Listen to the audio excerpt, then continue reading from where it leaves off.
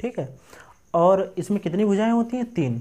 तो अगर हम सिंपल परिभाषा पे जाएं तो इसे हम बोल सकते हैं कि 3 सरल रेखाओं से घिरी हुई आकृति को त्रिभुज कहते हैं। अब ये 3 सरल रेखाएं इस तरीके से हो सकती हैं, ठीक है। अब त्रिभुज का जो साइन होता है हम लोग डिनोट करते हैं वो इस तरीके से डिनोट कर देते हैं। कहीं पर भी अगर त्रिभुज लिखना हो तो हम इस तरीके से अगर हम डेल्टा जैसा बना देंगे तो ये भी क्या है, त्रिभुज को रिप्रेजेंट करेगा, ठीक है। अब आ जाते हैं हम लोग त्रिभुज के प्रकार। त्रिभुज कितने प्रकार के होते हैं? तो त्रिभुज जो होते हैं टोटल 6 प्रकार के होते हैं। 3 जो होते हैं भुजाओं के आधार पर होते हैं, 3 कोणों के आधार पर होते हैं। तो यहाँ पर सबसे पहले हम लोग चर्चा करेंगे भुजाओं के आधार पर। तो पहला आता है यहाँ पर समबाहु त्रिभुज। समबाहु त्रिभुज जिसके नाम से ही क्लियर है, समबाहु, सम माने बराबर, बाहु माने भुजाएं, ठीक है। तो समबाहु त्रिभुज। अब इसका मतलब क्या हुआ, जो तीनों भुजाएं, त्रिभुज में कितनी भुजाएं होंगी? 3 होंगी। तो तीनों भुजाओं की लंबाई क्या होंगी? समान होंगी। तो इसे हम बना सकते हैं, देखो जैसे ये बना लिया, ये ए बी सी। अब ये जो तीनों लंबाई हैं, तीनों भुजाओं की लंबाई वो क्या है? समान है। अगर मान लो अगर ये जैसे 5 मीटर है या 5 सेंटीमीटर है, 5 सेंटीमीटर, तो ये भी कितनी होगी? 5 सेंटीमीटर, और ये भी कितनी होगी? 5 सेंटीमीटर। तो ये हमारा क्या बन गया? समबाहु त्रिभुज। उसके बाद हम दूसरा जो आता है ये आता है समद्विबाहु त्रिभुज। समद्विबाहु मतलब सम माने बराबर, द्वि माने 2, बाहु मीन्स भुजा। तो इसमें कितनी भुजाएं बराबर होंगी? 2 भुजाएं बराबर होंगी। अब वो कोई भी 2 बराबर हो सकती हैं। जैसे हमने ये जैसे मान लो इस तरीके से बना लिया। अब यहाँ पर हम ए बी सी ये नाम दे देंगे।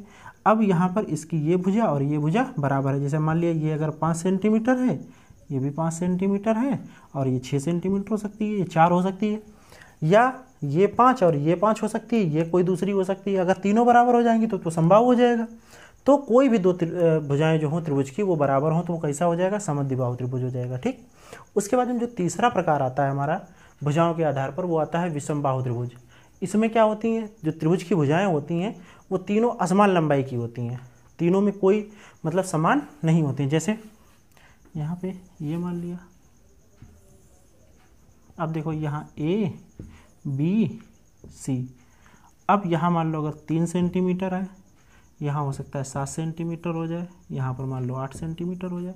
अब देखो तीनों भुजाएं अलग हैं, ये 3 है, ये 7 है और ये 8 है। तो तीनों लंबाई क्या है? अलग अलग है। तो इसलिए इसका नाम हो गया विषम बाहु। मतलब विषम माने बराबर नहीं है, बाहु मीन्स भुजा। तो विषम बाहु त्रिभुज ये हो गया, ठीक। अब ये तीनों त्रिभुज हमारे हो गए। अब जो है हम लोग आगे दूसरे प्रकार पर चर्चा करेंगे। अब जो है जो हमारा चौथा प्रकार है वो है न्यून कोण त्रिभुज। जो कोणों के आधार पर कितने होते हैं? 3 हम लोगों ने भुजाओं के आधार पर देख लिए। अब कोणों के आधार पर जो हमारा चौथा बना है वो न्यून कोण त्रिभुज। अब हम लोग न्यून कोण जानते हैं। न्यून कोण क्या होता है? न्यून कोण जो होता है वो 0 डिग्री से ज़्यादा हो और 90 डिग्री से कम हो। 90 डिग्री से कम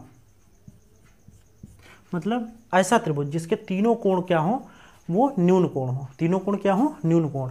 अब न्यून कोण किसे कहते हैं? 0 से अधिक हो और 90 से कम हो। वो कुछ भी हो सकता है, अधिक हो। जैसे यहाँ पर सपोज दैट हमने ये त्रिभुज ले लिया, ठीक।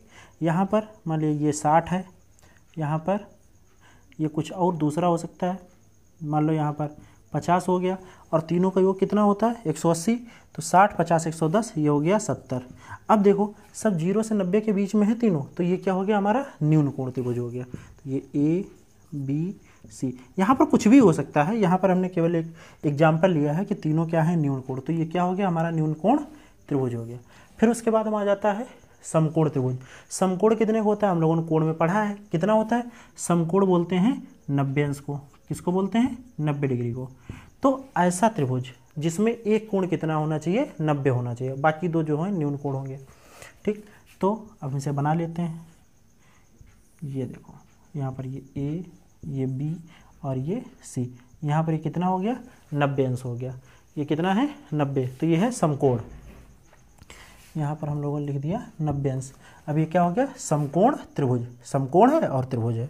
फिर उसके बाद में आ जाता है हमारा छठा नंबर का अधिक कोण त्रिभुज। अब अधिक कोण किसे कहते हैं? अब 90 को समकोण बोलते हैं, और 90 से ऊपर, 90 से ज़्यादा, 90 डिग्री से अधिक हो और 180 से कम हो। 180 से कम हो मतलब 90 से 180 के